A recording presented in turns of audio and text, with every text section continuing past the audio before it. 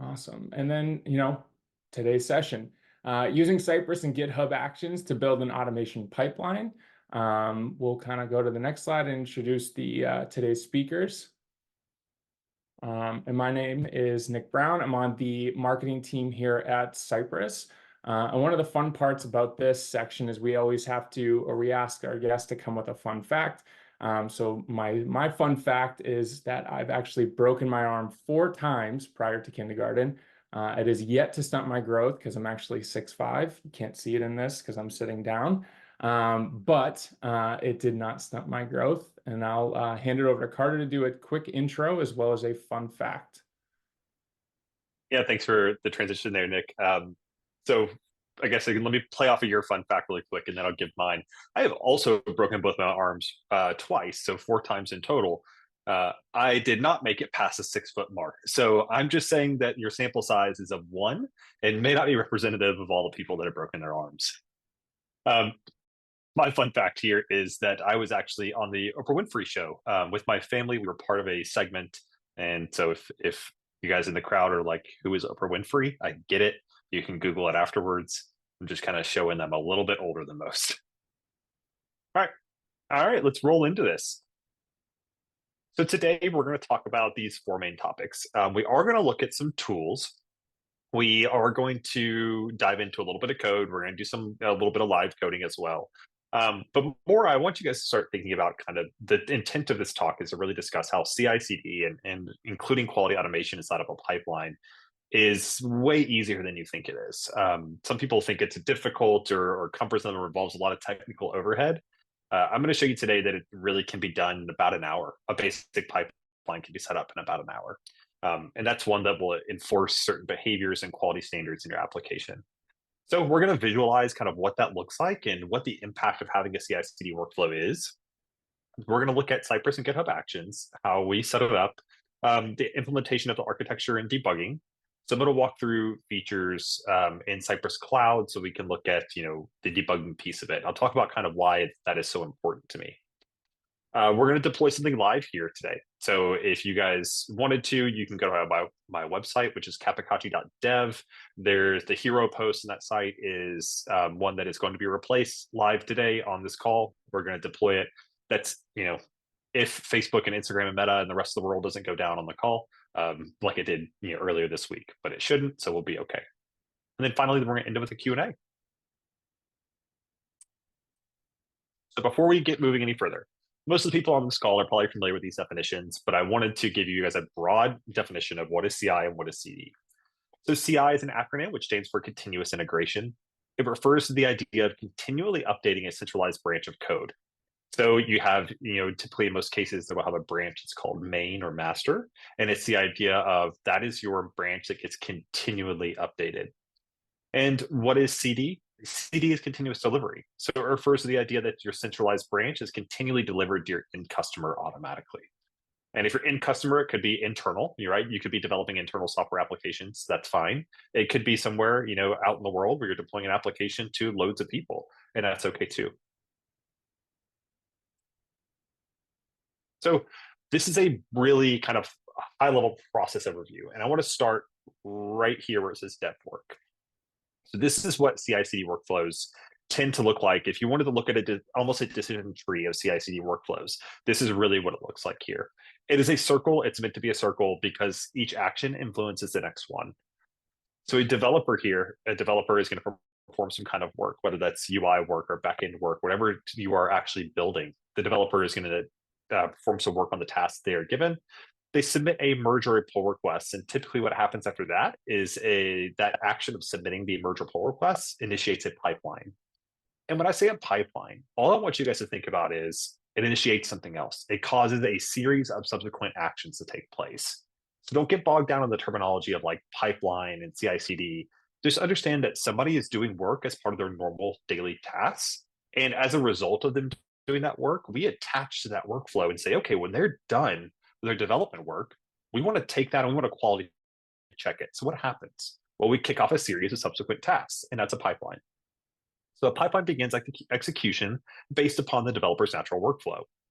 That information is then fed into, we do some quality checks inside of the pipeline. We can check everything inside of here. So we can check things like security concerns, accessibility concerns. Are there actual functionality errors inside of it?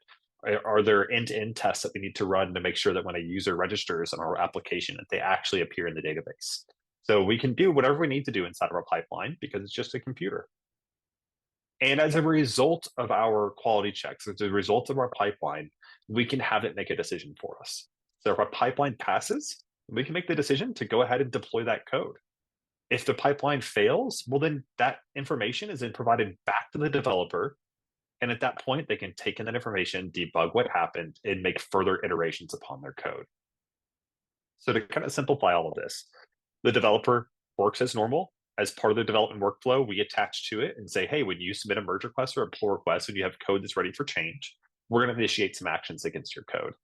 And we run quality checks or other types of checks like accessibility or security, whatever it is you want to check there. And then as a result of this, we make informed decisions. So we provide either the developer the results of this that say, hey, further work is needed, or we can make the decision of we're ready to deploy it. So it gets deployed out to the world at that point in time.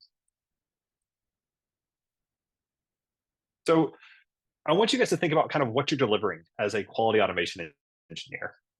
This is something that's a concept that I think we forget a lot of. Since we're not typically involved like directly in the UI space, if your role is solely focused on quality automation, you're typically not delivering like a UI application to your end user. So it's hard to visualize, what are you delivering?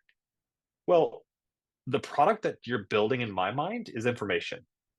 So quality automation should integrate with your development lifecycle, provide actionable feedback, and inspire confident decision making.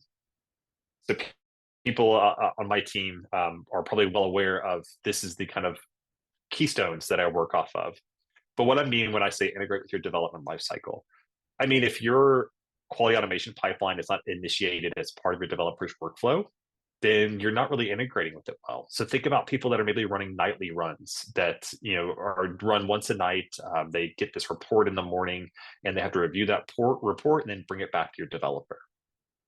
There's every chance that by the time you have reviewed that report, the developer already knows this information and has already potentially even fixed the bug. So you're working on outdated information. So your pipeline should really integrate with your developer's workflow so it can have the most impact on how you guys operate. It should provide actionable feedback, meaning no ambiguity. If a test fails, it should fail for a particular reason and provide the developer with enough information to debug that test quickly. That's where it goes into inspire confident decision making. If the test fails, the developer should be able to look at that and say, yep, it failed. Here's why it failed. Here's what I should do to fix it. And then when they run their tests again and everything passes, that should make them feel comfortable enough that they have resolved the issue and that code can go to production.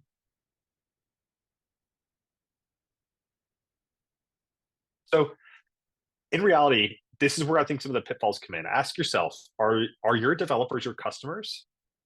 If not, well, why are they not? That's where, to me, when you're thinking about kind of shift left and how you're actually impacting how an application is built, that's where you need to be. You need to be thinking of your developers or your customers. How are you going to influence the quality of the outcomes of product if you're not directly influencing how the developers work? So shift left is real. Do it. Stop waiting on this. Stop doing your nightly runs that are in a repository that exists outside of your UI code. I know I'm speaking to the choir here when some of you guys are probably looking at me saying, well, that's not possible in my organization. Totally understand that. Every organization has to work within the constraints that it has. But I really feel like we need to be pushing for code, or rather automation code, quality code that lives right next to the UI code or the applications that it's testing. So set up a process that is informed, or rather initiated, informed, and loved by your developers. That's part of your quality automation role. If your developers find your quality automation process cumbersome, not quick enough, for example, think about a typical 8-9 hour workday for a developer, right? If your pipeline takes an hour and a half to execute or 2 hours to execute, that's only 4 iterations of that pipeline that they can have in a day. So if you give them feedback at the rate of once every 2 hours, that's really not going to be loved by your developers. They need faster than that. So think about what your needs are as a team, how you can actually impact your developers' workflow, and what your pipeline can do for you there. So I talked about this next bullet point earlier, where if you're operating on outdated, are you operating on outdated information? So nightly jobs don't account for what the developer already knows. They don't account for what code they're already working on. Furthermore, the developer may have moved on from the feature that introduced the bug. And when you come back the next day and say, hey, there's a bug with this feature, you're forcing them to context switch, which that's going to introduce more bugs. So having fast feedback, allowing them to stay focused on the singular solution or singular problem they're currently working on, is really important. So are you making development and release decisions based on the release candidate, or are you operating on outdated information? So this is focused on the idea of, if you are running against, let's say, a test or a staging environment, and you run a nightly job, right? What happens at 10 a.m. the next day when somebody comes in and pushes a new release candidate to that staging environment, to that test environment, whatever it is, that preview environment? Well, now your tests are actually representing an application that's outdated. It's no longer even a candidate that's going to go to production. So this is where you have to think about kind of, what are you checking? How are you doing this efficiently? How are you operating? And this is where I think a CI/CD pipeline comes into play. Okay, so you guys are well aware that I feel like this is easier than you think. So CI/CD truly is easier than you think. Setting up the process I'm describing is easier and cheaper than you think. In some cases, it's entirely free. So next, we're going to do the following. We're going to use free open source tools to implement a full CI/CD pipeline that will enforce quality standards, run tests against a preview environment, automatically fail a merge or pull request if tests fail, provide the developer with adequate debugging information, automatically merge and deploy to production if all tests pass. And at the very bottom here, I put a link to the repository that I'll be working on today. That'll also be included, in the recording, so you guys can see this. The tools we'll be mostly focusing on are GitHub Actions, Vercel, Cypress, and Cypress Cloud. Okay. Here we go. So remember earlier when I needed to click off of that tab. Remember earlier when I alluded to that I had this hero post, and this post was going to change. So here's the hero post. This is deployed in production currently on my website. You guys are welcome to go to this link. I'll put it in the chat really quickly. There it is. It looks like somebody already beat me to it. So thank you very much, Anthony. But you guys are welcome to sit there and watch this space, because it is going to change here in just a moment. We're going to talk about GitHub Actions. We're going to talk about Vercel. We're going to talk about kind of how this whole thing flows. So let's go ahead and get to it. I'm splitting the screen right now. So just really quickly, I want to check the temperature of the room. Can you guys see everything okay? Do I need to zoom in? You guys can put that in the chat. We'll say I've got a couple thumbs up going. Looks great to me. Looks good. Okay. Since initial feedback is good, I'm going to go. So this is my blog post. So which, first off, I don't want to claim that I built this entire website. You can scroll down to my GitHub repo and see very clearly that this is a blog starter from Next.js. Okay. So I don't want you guys to think this is all of my work on here. Typically, when I'm building a personal website, I use a starter template, and that's what works for me. But this is all in Markdown. This is my full post. It's called CI/CD is easy. So if you go and look at production, this is CI/CD is easier than you think. So I try and name things pretty similarly. But what we're going to do is we're going to submit a pull request inside of GitHub Actions. I'm going to come into my pull request. This is on my webinar live session branch. Actually, before I do this, because I'm afraid that things are going to happen too quickly once I submit that. So let me walk through a little bit of the GitHub workflow before I hop into this and have to kind of race through it in order to try and beat a CI/CD pipeline, because that was not the intention of this call today. So things in GitHub Actions are configured via YAML. You're basically configuring another computer using another syntax, right? So what happens here is I've named this action of quality and deploy, and it says, hey, when a pull request is made to the branch of master, I want you to run this job, which is run tests against preview. And it references this other YAML file. So let's hop into this YAML file real quick, and we'll come back to this deploy one in just a second. So this is called run UI tests, and it says, we're going to run our UI testing. We're going to use an Ubuntu computer or an Ubuntu OS to do this. I've named this capture Vercel preview URL. So Vercel is really, really nice. It gives you preview environments for free out of the box. And what this step does here is it captures that preview environment URL for me. So when I submit this merge request, what Vercel is going to do is deploy it to its own environment. I want to run all of my quality checks against that environment, because I don't want to wait until things get to production in order to check that. So We capture the Vercel preview URL. We take it and we run Cypress against that preview URL. And you will see right here is where I'm configuring the base URL. So Cypress, how do I tell it, well, I'm not running on local, I'm running against a different environment. In this case, what I do is I pass the configuration parameter of base URL, and I grab the output from the previous action. Then if everything passes here, so you see this condition on line 34, this is how you add conditions inside of a CI pipeline. So if the run Cypress stage, if the outcome of that is success, and we're not already on the master branch, go ahead and add this label. So it's going to add a label called auto merge. And once that label is added, we hop back into this next section of the pipeline here, where auto merge finds those branches with that label of auto merge, and it will take them and merge them into my master branch. And when that occurs, it goes to production. So let's do this. So we're going to create a pull request here. So as you guys can see, my stage changes are a bunch of markdown inside of this file. Create that pull request. Let's watch this thing happen. This is where there's a lot of things happening behind the scene, but since they're happening on a computer, it's kind of boring to watch in real time. But we'll go ahead and take a look at this. So Vercel, you can see right here, actually already generated my preview environment. And inside of this job, you can see where it's already captured the Vercel preview URL actually. And it's checked out my branch and it's going to start to run Cypress against it. So we'll see the Cypress test run here in just a moment after it finishes installing all of my packages. While that's going on, I kind of want to talk about how easy this is to set up. Cypress has fantastic documentation. If you guys notice, the entire piece that I'm using here to run Cypress is these like 10 lines of code. That's it. That's all I need to run Cypress inside of a CI pipeline. I didn't have to figure all this out on my own. This is all provided by Cypress's documentation out of the box. So you're able to go and look and see kind of how they're doing things, and really you can plug this in. It is probably, I would say 85 to 90% plug and play template for using Cypress inside of a CI pipeline. Okay, while this is running, I'm going to leave it up here on the left, but I am going to grab this browser window and move it down a little bit because the zoom bar is in the way. And I want to talk about debugging, because one of the things that I find so important with CI/CD pipelines is your ability to debug effectively. And really, to be this, a lot of people out there are probably using screen recordings, or they are using screenshots inside of their reports. So that gives you a video recording or a screenshot of the application at the time the error occurred. So Cypress has kind of taken this to the next level when it comes to debugging easily. What this looks like is using a tool called Replay.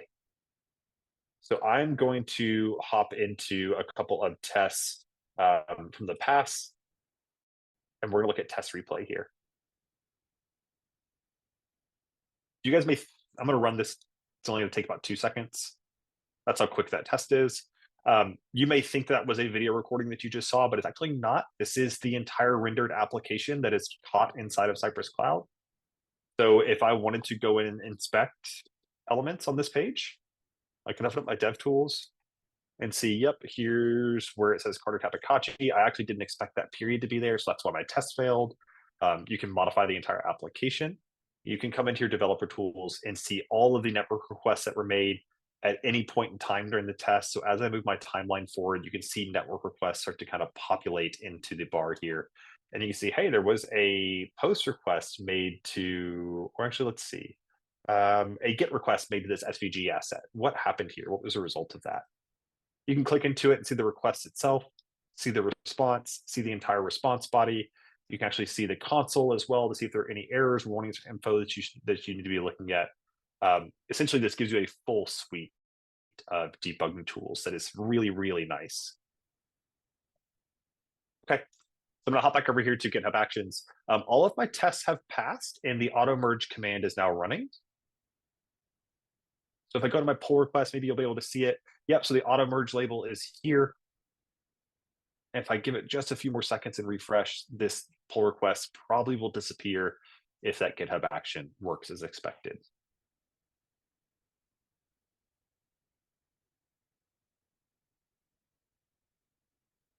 Okay. So it looks like it's failing to merge that, but that's my fault, guys. I have modified my GitHub configuration just before this. This is okay. We'll see if we can figure this one out really quickly here. So I've enforced some rules on this branch that says certain particular things have to pass, right? So I have like a protected branch where certain items have to pass in order to get into production. And as part of that, I have added these rules of run test against preview and run UI testing. And it looks like for whatever reason those rules are now incorrect. I'll tell you what, that's okay. What we're going to do is, if I had done this correctly, I'm going to enable auto merge, confirm auto merge. If I had configured my GitHub correctly, what would happen is what I just did there. I clicked the auto merge button, should have gone ahead and merged it. Let's see when all requirements are met. Okay. Let's see. This is the danger of live coding. It's also the fun part. So let's see if I can get this one fixed really quickly. This is my protected branch.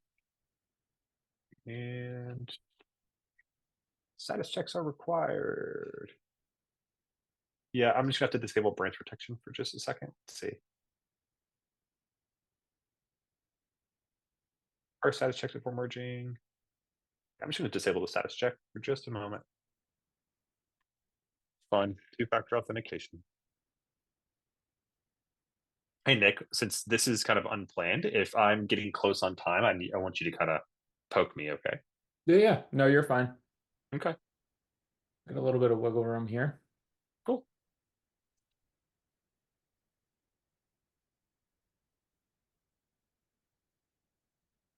Okay. Oops. Yep, so the pull request was successfully merged and closed. So I'm not going to do anything else. What's going to happen is that this is automatically going to be deployed by Vercel. So you can see it right here. It is building that merge request.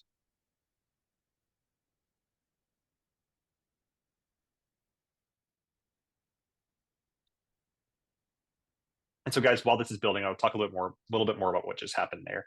So that was the enforcement piece where my master branch was protected and said certain checks have to occur in order for you to be able to auto merge into this branch, right? What I did was about 3 or 4 days ago, I changed that configuration and didn't think to go back and quality check this presentation today. So what you guys saw was the implementation of, or rather the certain checks that have to take place before you can merge. I had configured those incorrectly. But if you configure your branch correctly, basically it's a set it and forget it kind of thing. Unfortunately, I didn't do what I knew was probably the right thing to do, which was leave it alone before you have to go and present live. I decided to risk it and change things, but that's okay. Okay, so this is done. So you guys can probably come on here now and click the refresh button. There it is. So I didn't do anything there except for merge a merge request into my main branch, and Vercel took care of deploying that to my production environment. So yeah, to give you guys a bigger perspective here, it is super simple to engage in all of this. It is super simple to get something set up, especially if you're going to use something like Vercel and Next.js. Vercel provides out of the box preview environments, production environments, auto deployments. So you can kind of think about this not so much as you have to use Vercel or GitHub Actions or Cypress Cloud or whatever it is you use for your reporting mechanisms there. But I want you guys to think about the world in which CI/CD operates in has changed. It is so much simpler now than what it used to be 2 or 3 or 4 years ago. So whether you're using Jenkins or Maven or whatever it is, or Bamboo to handle your build tools, you can make this work. I promise you. Okay. Awesome. So we're live in production. So at this point, let me go back to full screen. Awesome. Well, I really appreciate you taking us through that. We do have 2 quick things that are in between you and the Q&A session. We are going to launch one poll. If you had enjoyed kind of learning a little bit more about how GitHub Actions can integrate with Cypress Cloud and leverage tools such as Test Replay, definitely you can respond to this poll, and we'll follow up with you, or a Cypress Cloud expert can follow up with you. after today's session. So I'll give that a second to run.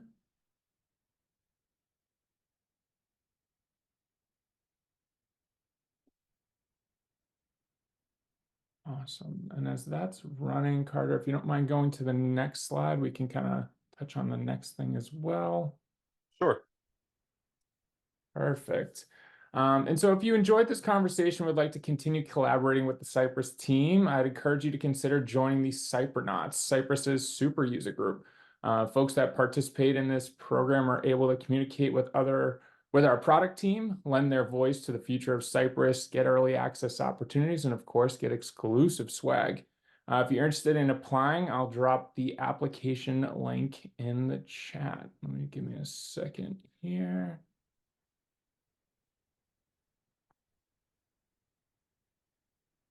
Perfect. And it looks like we've gotten most of the responses to the poll. Leave it up another 10 seconds.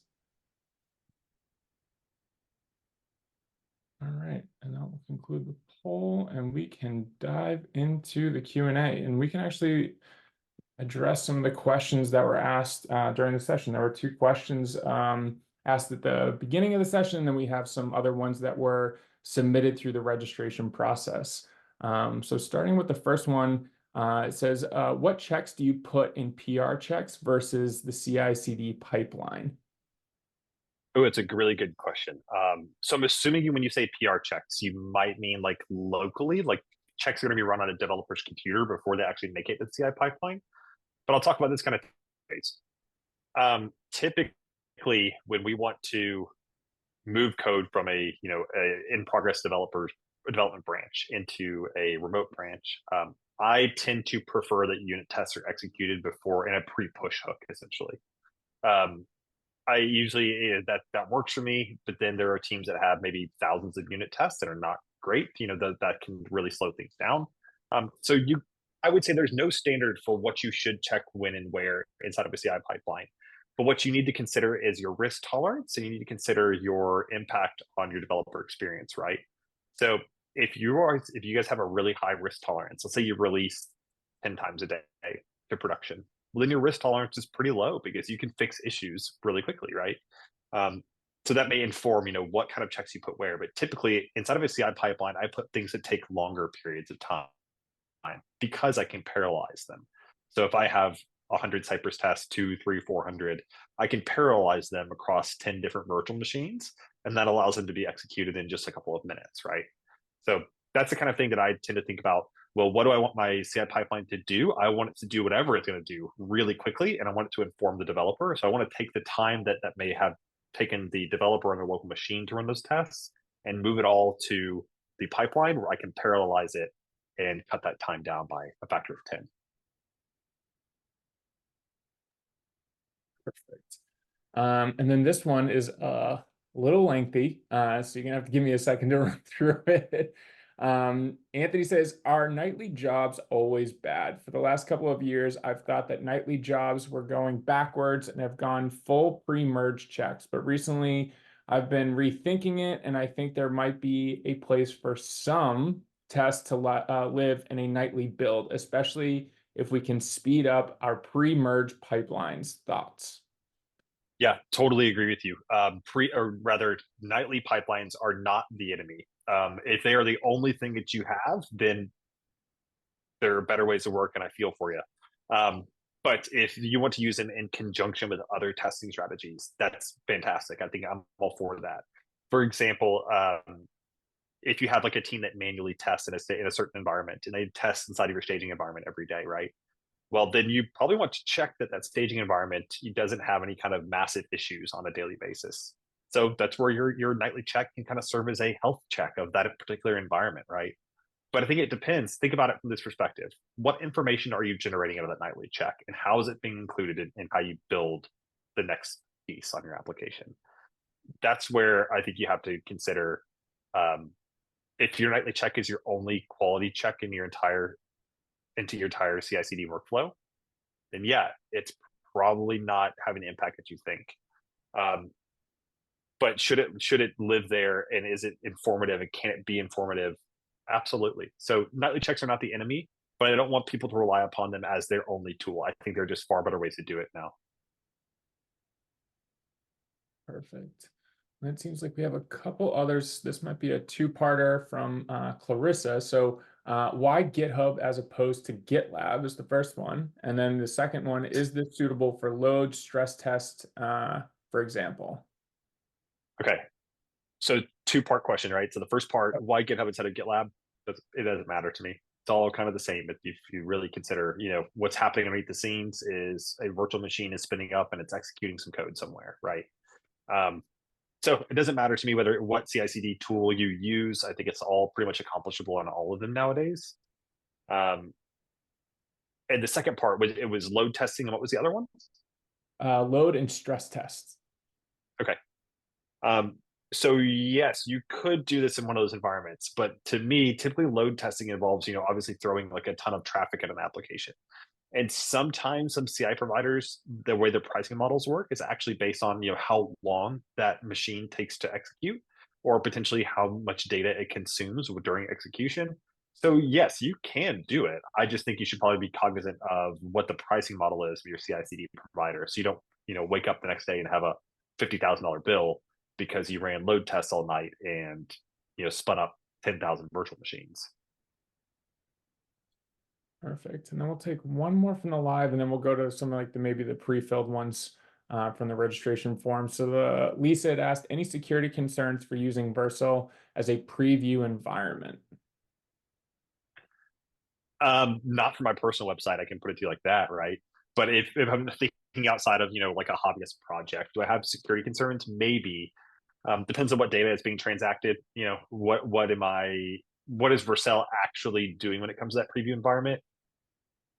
I would say if you have security concerns with how Vercel handles preview environments, you probably have security concerns with your application that probably are not even Vercel's problem, right?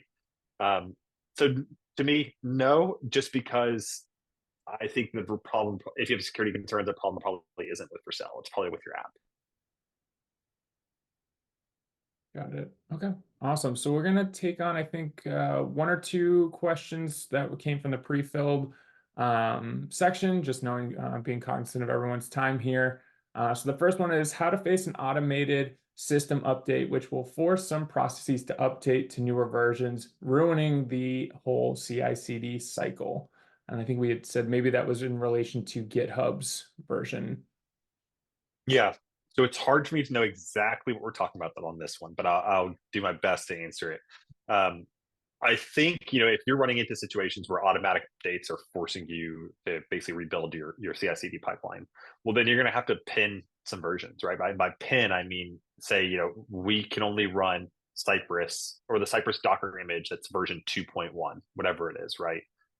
Or it's hard, and like I said, it's hard for me to know exactly what you're talking about, what the problems are there.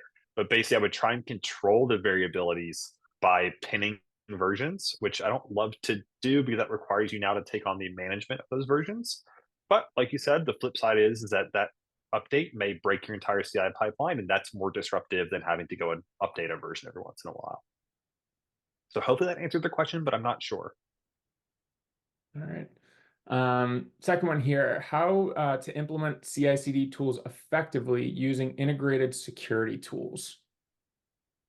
Sure. So there are lots of popular security tools out there, right? So you can use most of those will have a CI integration for your security tool. So if you're using like some kind of security monitoring piece, like for example, one of the big ones out there is check marks, right? So if you have check marks tests that are running, you can include that in your CI/CD pipeline, and it can inform whether your pipeline passes or fails and what you do with it.